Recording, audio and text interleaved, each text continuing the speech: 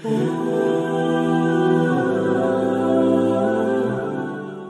بالله السميع العليم من الشيطان الرجيم. بسم الله الرحمن الرحيم. ولا تأكلوا أموالكم بينكم بالباطل وتدلوا بها إلى الحكام لتأكلوا فريقا من أموال الناس بالإثم وأنتم تعلمون. اللهم صل على محمد وعلى آل محمد كما صليت على إبراهيم وعلى آل إبراهيم إنك حميد مجيد. اللهم بارك على محمد وعلى آل محمد كما باركت على إبراهيم وعلى آل إبراهيم إنك حميد مجيد. سبحانك لا علم لنا إلا ما علمتنا إنك أنت العليم الحكيم. اللهم انفعنا بما علمتنا وعلمنا ما ينفعنا وزدنا علما. رب اشرح لي صدري ويسر لي أمري واحلل عقدة من لساني يفقهوا قولي. رب زدني علما رب زدني فهما رب زدنی عملا. حمد و ثنا اللہ وحدہ لا شریک کے لیے، درود السلام حضرت محمد رسول اللہ صلی اللہ علیہ وآلہ وسلم کی ذات گرامی پر. محترم سامعین، ہمارے ہاں ایک لفظ عام طور پہ استعمال ہوتا ہے، زیادہ تر وہ سرکاری اداروں میں استعمال ہوتا ہے. اس لفظ کو کرپشن کے طور پہ کرپشن کے طور پہ یاد کیا جاتا ہے. اور یہ ایک ایسا لفظ ہے، اس کے لیے پھر ایک اوپر اور محکمہ بنانا پڑا کہ نیب کا محکمہ بنا دیے کہ وہ اس کی تحقیقات کرے گا. اگر نیب والے کرپشن کریں تو پھر اس کی تحقیقات کون کرے گا؟ یہ لفظ ہم نے جو ابھی تک سمجھا ہے وہ یہ ہے کہ مالی بدعنوانی جس کو کہتے ہیں، کہ کسی سے رشوت لینا پیسے کے طور پہ، اس کو کرپشن کہا جاتا ہے. جبکہ شریعت کے اندر یہ لفظ اس لیے استعمال نہیں ہوا. اگر اس کا معنی دیکھا جائے کرپشن کا، تو اس کا معنی یہ ہے کہ حرام طریقے سے کوئی بھی مال کمایا جائے وہ کرپشن کے زمرے میں آتا ہے. وہ پیسہ ہو، کسی کی جائیداد ہو، وہ زمین ہو، وہ کسی کی گاڑی ہو، وہ کسی کا گھر ہو، کسی کا پراپرٹی ہو، کسی کے ساتھ ڈاکہ مارا ہو، کسی کی چوری کی ہو، کسی کو کسی طریقے سے بھی اس کے ناجائز طریقے سے مال کو چھینا ہے، وہ کرپشن کے اندر آتا ہے. اب ہمارے معاشرے کے اندر ہم دیکھیں کسی کے حقوق کو اس سے چھین لینا، اس کو بھی کرپشن کہتے ہیں.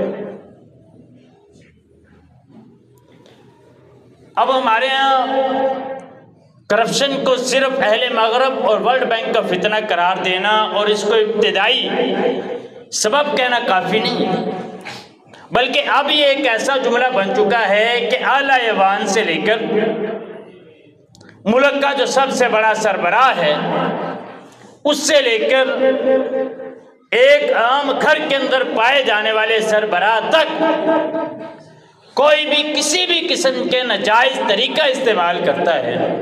یہاں تک کہ ایک باپ اپنی اولاد کے اندر تفریق کرتے ہوئے ایک کو زیادہ حق دیتا ہے، دوسرے کو کم حق دیتا ہے، اس کو بھی کرپشن کہتے ہیں. ایک باپ اپنے اولاد میں سے اپنے بیٹوں کو حق دیتا ہے، بیٹیوں کو حق نہیں دیتا، اس کو بھی کرپشن کہتے ہیں. اور اصل یہ طریقہ کن کا تھا؟ یہ طریقہ یہودیوں کا تھا. یہ طریقہ یہودی اس طرح کرتے تھے کہ کسی کے مال کے اوپر ناجائز قبضہ کر لینا. اور سب سے پہلے سود کا کام یہودیوں نے شروع کیا تھا.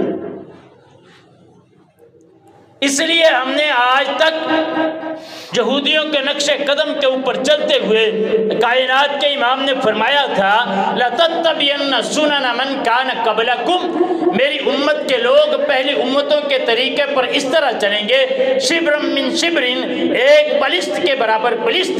فرمایا اگر ان میں سے کوئی گو کی زب میں گو کے بل میں داخل ہوا ہوگا تو میری امت کا ایک فرد بھی گو کے بل میں داخل ہونے کی کوشش کرے گا۔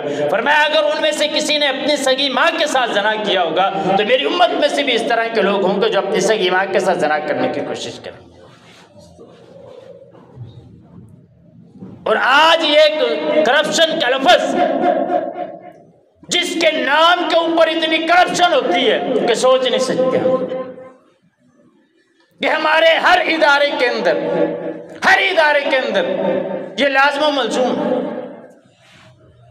قاسم علی شاہ کے ایک لیکچر سن رہا تھا، کہتے میں نے رشوت کے پیسے دینے تھے، میں نے اپنا تبادلہ کروانا تھا، کہتے میں کلرک کے آفس میں گیا، میں نے کہا سر پیسے لینے، کہتا یار میں نماز پڑھ کے آتا ہوں پھر لیتا ہوں پیسے۔ لینے رشوت کے پیسے ہیں، اور ہم نے یہ سمجھا ہوا ہے کہ شاید نماز، روزہ، حج اور زکوٰۃ ہم نے یہ کر لیا چاہے جس کے مرضی پیسے سے ہوئیں قبول ہو جائے گا۔ حرام کے پیسے سے کی ہوئی ایک بھی عبادت، حرام کے پیسے سے کیا ہوا صدقہ، حرام کے پیسے سے بنائی ہوئی مسجد اللہ رب العزت کی بارگاہ میں قبول نہیں ہے۔ رسول اللہ صلی اللہ علیہ وسلم نے فرمایا ایک بندہ لمبا سفر کر کے آتا ہے، اس کے بال پراگندہ ہو چکے ہیں، اس کے پاؤں غبار آلود ہیں، وہ آتا ہے بیت اللہ کا گلا پکڑ کے کہتا ہے یا ربی یا ربی یا ربی۔ فرمایا رب ایک ایسا لفظ ہے کہ رب وہ مالک ہر ایک کا رب ہے، مسلمان کا، کافر کا، یہودی کا، عیسائی کا، سکھ کا، ہندو کا، اور ایک کا رب ہے، پالنے والا ہے۔ فرمایا وہ جب یہ تین لفظ بولتا ہے تو وہ دعا کرتا ہے، اللہ رب العزت فرماتے ہیں کیسے تیری دعا کو قبول کروں؟ مطعم حرام، مشرب حرام، ملبس حرام، تیرا کھانا حرام کا، تیرا پینا حرام کا، تیرے جسم پہ جو لباس ہے وہ حرام کا، ان یستجاب لکم، تیری دعا کو کیسے قبول کیا جائے؟ اور ہم یہ سمجھتے ہیں کہ شاید سرکاری دفتر میں، سرکاری آفس میں جو بیٹھا ہوا کلرک رشوت لیتا ہے ہم سے، سب ہم یہ سمجھتے ہیں کہ شاید وہ اس سیٹ پہ آیا ہے تو اس نے تب رشوت لینا شروع کی ہے۔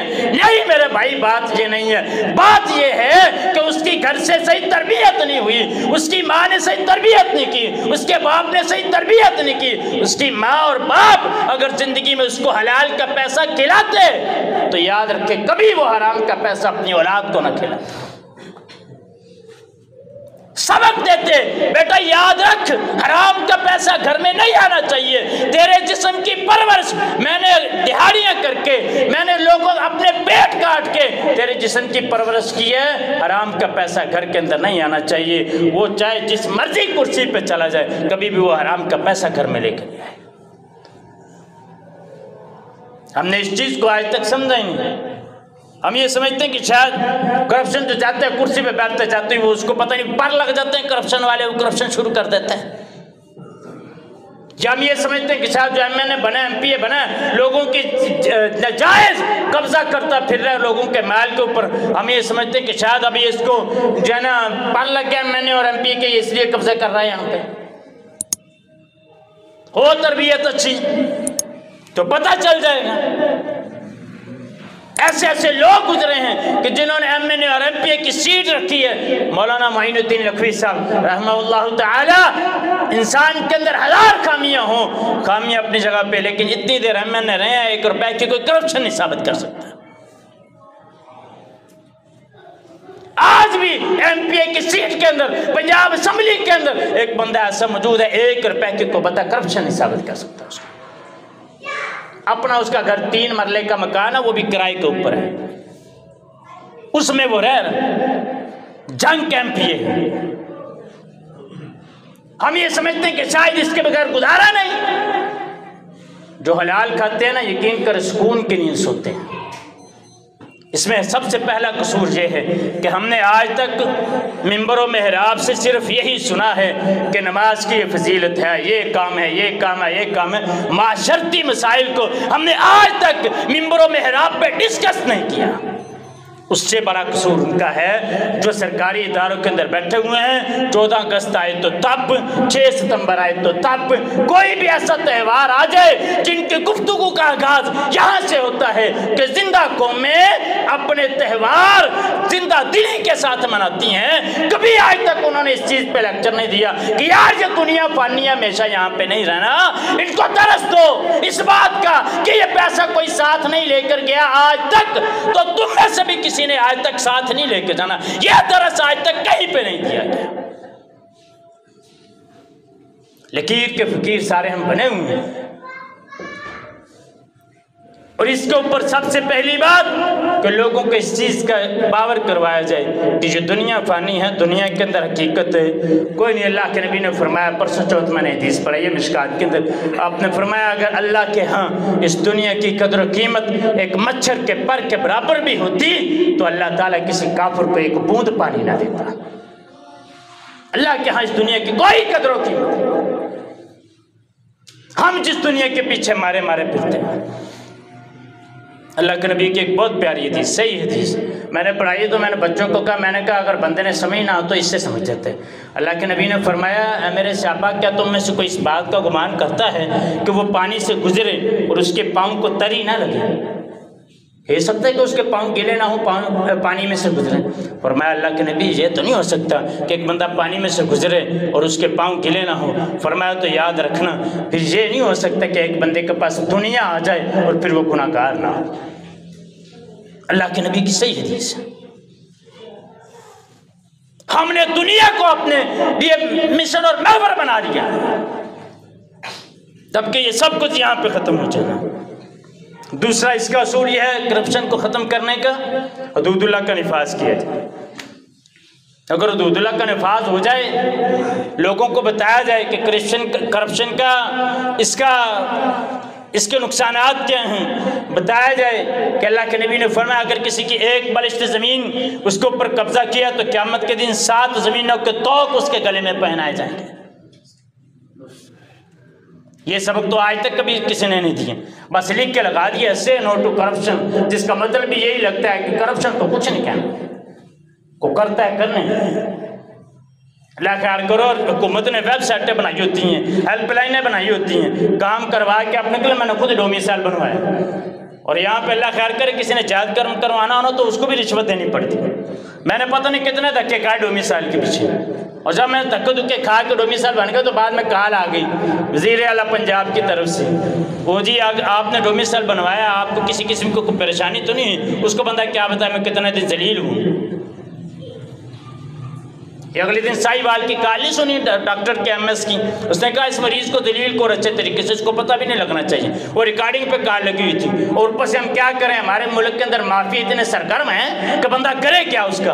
اوپر سے انہوں نے قانون بنا دیا، یہ ڈاکٹروں نے یہ قانون پاس کروایا ہے کہ اگر کوئی ہاسپٹل میں آ کے بدتمیزی کرے گا تو اس کے خلاف کیس کیا جائے گا. ڈاکٹر کو کوئی کچھ نہیں کہے گا کہ تو ڈیوٹی پر کیوں نہیں تھا، تو عوام کے پیسے کے ٹیکس سے تو تنخواہ لیتا ہے، تجھے کوئی پوچھنے والا نہیں ہے، تو ڈیوٹی نہ کرے وقت کے اوپر. تیسرا اصول اللہ کے نبی نے فرمایا من رأى منکم منکرا فلیغیر بیدہ، اگر تم میں سے کوئی برائی کو دیکھو تو اس کو اپنے ہاتھ سے روکے. فَإِن لَمْ يَسْتَطِعْ فَبِلِسَانِهِ، اگر وہ اس کی ہاتھ سے روکنے کی طاقت نہیں رکھتا تو زبان سے روکے.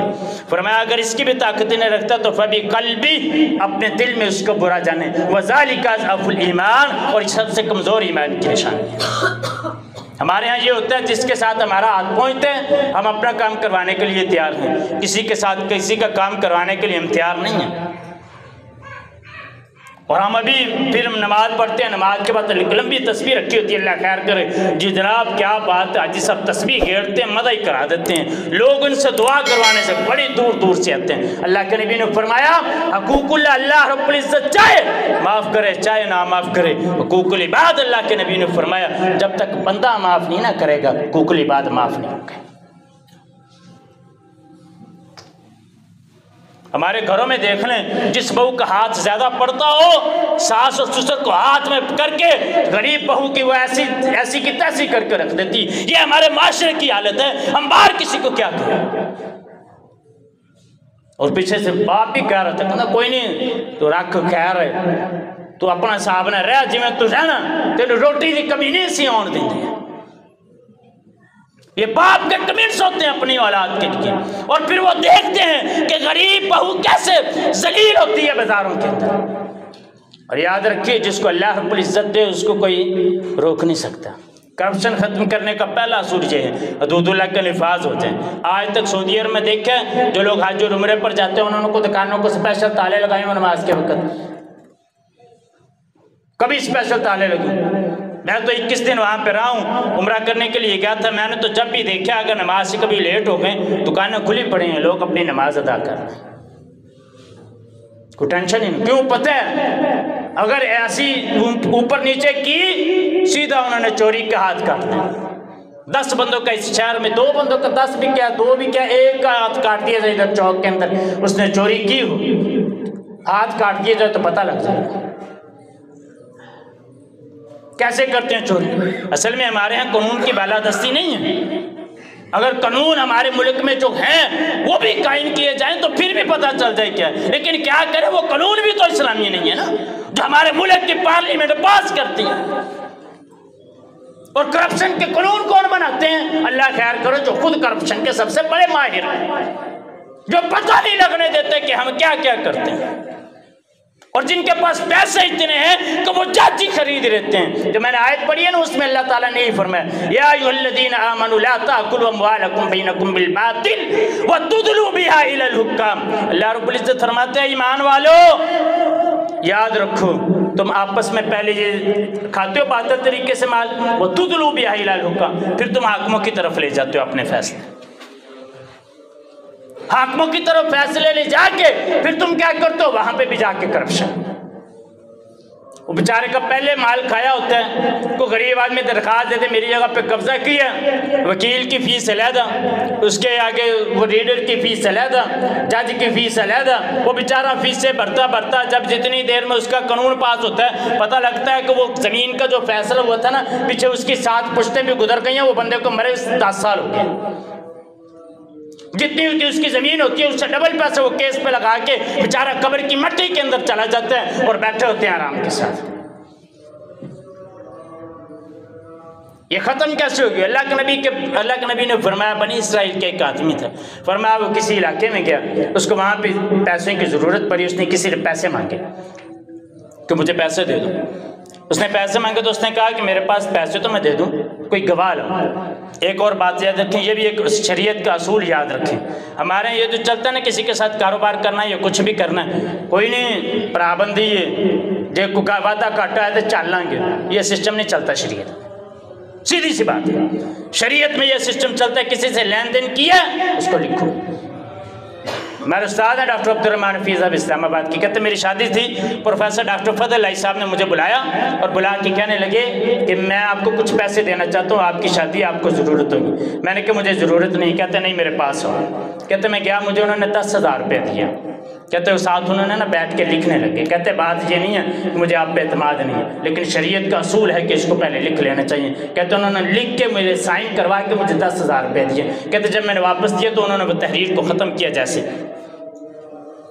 ہم پہلے لکھتے نہیں بات تو پھر کی ہوں ہوں تو صاحب کیتا کر لو، صاحب کر لیا دیکھو 5 روپے دی اگے پیچھے ہو گئی تو مرنا جینا ختم. یہ ہونا تھا، کیوں نہیں ہونا تھا؟ سنت پہ عمل نہیں کیا بھائی. شریعت کا اصول تھا کہ اس کو لکھ لیں، ہم نے لکھا نہیں. اب جو ہونا اس کا بھگتو. وہ کہنے لگا کہ کوئی گواہ؟ اس نے کہا گواہ بھی اللہ. اس نے کہا کوئی ضامن؟ فرمایا وہ بھی اللہ. میرا کوئی اس بستی میں واقف نہیں، میں تجھے کیسے گواہ دوں، کیسے تیرے پاس میں ضامن پیش کروں؟ اس نے کہا اچھا. اس نے کہا جیل پیسے، تو نے اللہ کو گواہ بنایا، اس کو دے دیا فلاں تاریخ کو تجھے فلاں سمندر کے کنارے پہ مل جائیں. ٹھیک ہے. جس دن تاریخ آئی وہ آیا، سمندر کے کنارے کشتی نہ ملی. سوچتا رہا، کہتا ہے یا اللہ میں نے تو آج کا وعدہ کیا تھا اور میں پیسے لے کے یہاں پہ آیا بھی ہوں لیکن میں کیا کروں، کشتی نہیں ملی. اس نے کیا کیا، ایک لکڑی اٹھائی، اس کو چیرا، اس کے چیر کے اس کے اندر وہ دینار یا درہم جو بھی تھے اس وقت کے پیسے وہ رکھے، اس کو بند کیا، اس کو سمندر کے سپرد کر دیا. وہ کشتی، وہ آدمی بھی کنارے پہ آیا ہوا تھا جس نے پیسے لینے تھے، جاتے اس نے کہا کشتی تو آگ کوئی نہیں رہی، اس نے لکڑی اٹھائی، اس نے کہا یہ لے جاتا ہوں، لے کے جا کے گھر میں، چلو آگ تو جلائیں گے نا جب یہ خشک ہو جائے گی، گھر لے کے گیا، اس کو جا کے چیرا، اس میں سے اس کے پیسے، اور وہ چٹھی نکلی کہ یار میں تیرے پیسے تو دینا چاہتا تھا، کشتی نہیں ملی، میں تجھے کیا کروں، تیرے پاس پیسے نہیں پہنچے۔ پہنچا سے کہا یہ پیسے اگر مل جائیں تو ٹھیک ہے، یہ تو جب کشتی ملی میں تجھے پیسے واپس دینے کے لیے آ جاؤں۔ پھر کچھ دیر کے بعد اس کو شہر میں چکر لگا، وہ پیسے لے کے آیا کہ یہ لے یار تیرے پیسے دینے تھے، میں لیٹ ہو گیا تھا، کہتا نہیں یار یہ پیسے رکھ لے۔ اس نے کہا کیوں؟ اس نے کہا بات یہ ہے کہ جو پیسے تو نے لکڑی کے اندر رکھے تھے، اللہ رب العزت نے وہ پیسے مجھے پہنچا دیے، اللہ کو گواہ بنایا، اللہ کو ضامن بنایا۔ اللہ تعالیٰ قرآن مجید میں کہتے ہیں ان اللہ یأمرکم ان تؤدوا الامانات الی اہلھا، اللہ تعالیٰ حکم دیتا ہے تمہیں کہ تم امانتوں کو ان کے سپرد کر دو۔ ہم کسی کے لے لیں گا اس طرح ان کی دوسرے شہر سے چلے جائیں، لا بولو ایڈریس بھی پہنچ جنہیں مرضی دے جب بندہ لا بجے بھی تو گل ہوتی۔ دوسری حدیث رسول اللہ صلی اللہ علیہ وسلم فرمایا ایک آدمی نے زمین بیچی، دوسرے نے خریدی، ہل چلاتے ہوئے اس کو نیچے سے ایک گھڑا ملا جس کے اندر پیسے تھے۔ اس نے اس کو کہا بھائی یہ پیسے تیرے ہیں، میں نے زمین کا سودا کیا تھا، میں نے یہ پیسے نہیں لیے تھے تجھ سے، اس کا سودا نہیں ہوتا۔ اس نے کہا نہیں بھائی میں نے زمین بیچ دی، مجھے نہیں پتا یہ گھڑا کہاں سے ہے، اس کے اندر پیسے ہیں، میں نے دے دی، تیری ہے۔ اس نے کہا یار نہیں ایسے نہیں ہو سکتا، کسی اللہ والے کے پاس فیصلہ لے کے چلے گئے۔ اس نے فیصلہ کیا، اس نے کہا بتاؤ، کوئی ماننے کے لیے تیار نہیں، وہ نہ وہ رکھ رہا ہے نہ وہ رکھ رہا ہے۔ اس نے پوچھا تمہاری اولاد ہے؟ ایک نے کہا بیٹا، دوسرے نے کہا بیٹی۔ اس نے کہا ان کی شادی کرو اور یہ پیسے ان دونوں کو دے دو۔ اللہ تعالیٰ پھر برکتیں بھی ڈالتے ہیں مال کے اندر۔ ہم یہ سوچتے ہیں کہ شاید کسی کا مال کمانے سے، مال ہتھیانے سے ہمارے پاس پیسہ آ جائے گا۔ اکاڑے کے اندر کرپشن کی بڑی مثالیں موجود ہیں، آپ بھی جانتے ہوں گے، کئی مرتبہ آپ نے اخبارات میں فیس بک پہ دیکھا ہوگا، یہ جناب جتنے ٹھنڈی سڑک کے اوپر پلازے ہیں اللہ خیر کرے، ایک بھی منظور نہیں ہونے والا تھا ان میں سے، جس طرح کے یہ پلازے ایک سارے منظور ہوں۔ اس بندے کی ہسٹری کو میں نے اگلے دن تلاش کیا، میں نے کہا پتہ تو کروں بندہ کون سے جس نے پلازے منظور کیے۔ مجھے پتا چلا کہ وہ بندہ نہ خود اٹھ سکتا ہے نہ بیٹھ سکتے، اس کو اٹھا کے ادھر سے ادھر کرتے ہیں، اٹھا کے ادھر سے ادھر کرتے ہیں۔ قبر میں اس نے جانا ہے، اس کو 4 بندوں نے اٹھا کے اتارنا ہے، اس کے پیسے نے نہیں اتارنا اس کو۔ اور یاد رکھیے ظلم، کسی بھی ناجائز طریقے سے پیسے کمانا وہ کرپشن کے اندر شامل ہے، صرف رشوت نہیں ہے کرپشن کے اندر شامل۔ رسول اللہ صلی اللہ علیہ وسلم کے صحابی آپ نے ایک جگہ پہ عمل بنا کے بھیجا، یہاں پہ تو ڈی سی او آتے ہیں نا، کوئی بھی بڑا لیڈر آتا ہے شہر کے اندر، وہاں کے لوگ اس کو تحفے تحائف دیتے ہیں، وہ اپنی ذاتی ملکیت اس کو سمجھتے ہیں۔ اللہ کے نبی نے عمل بنا کے بھیجا ایک صحابی کو، جاؤ فلاں علاقے کا تو عامل ہے، زکوٰۃ اکٹھی کر کے لے کے آ، زکوٰۃ اکٹھی کر کے لے کے آ، یہ مال زکوٰۃ کا اللہ کے نبی، یہ مجھے لوگوں نے وہاں پہ تحفے دیے ہیں۔ اللہ کے نبی فرماتے اس مال کو اٹھاؤ، تو اپنی ماں کے گھر میں بیٹھا رہتا تو تجھے یہ تحفے ملتے، یہ سرکاری تحفے ہیں۔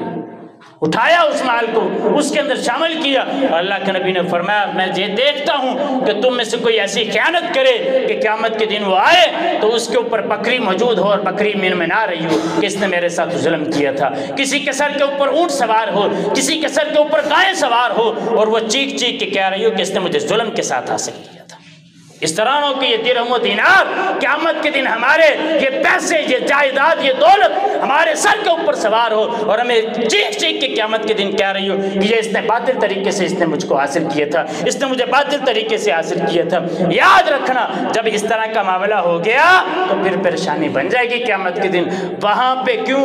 اس وجہ سے وہاں پہ صرف حساب ہونا ہے، عمل کوئی نہیں ہونا۔ یہ دنیا عمل کا ذریعہ ہے، یہاں پہ عمل کر لو جتنے کرنے ہیں، قیامت کے دن حساب ہوگا، لیکن قیامت کے دن جب حساب ہوگا وہاں پہ عمل نہیں ہوگا۔ پھر یہ نہیں کہہ سکے کہ یا اللہ کو آدھا گھنٹہ مہلت دے، میں ایک تسبیح کر لوں استغفر اللہ کی، تو معاف کر دیتا ہے، یہ موقع نہیں وہاں پہ ملے گا۔